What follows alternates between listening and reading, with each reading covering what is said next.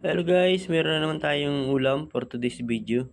Yan, magluto tayo ng adobong pusit na may ketchup guys. Ayan, una, lagyan tayo ng konting mantika.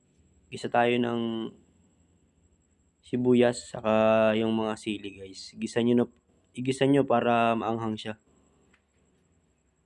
Then, ilagay nyo na yung pusit guys. Lagay kayo ng konting oyster, konting toyo, konting asukal, paminta, saka chicken powder. So, mix nyo lang yan guys. So, konti lang to guys gawa nung dadalawa lang naman kaming kakain yan. Kaya, konti lang. Yan. Halo-haloyin nyo lang din, add kayo ng laurel. Then, pag tuyo na guys, lagay kayo ng konting ketchup. Ayan. So, papadikitin nyo lang sa pusit para maganda yung kulay. Ayan. Saka, lagyan nyo ng konting tubig lang.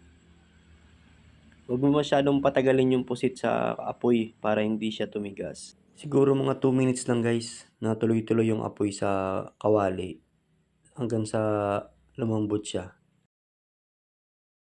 Ganyan lang guys, halo-haloin nyo lang din, tikman nyo. Pag okay na yung lasa, goods na yan. Tingnan natin kung nandyan ka pa at nanonood ka pa. Huwag mo na makalimutan mag-follow, like, comment, and share para like kang updated sa mga ina-upload ko dito sa Facebook.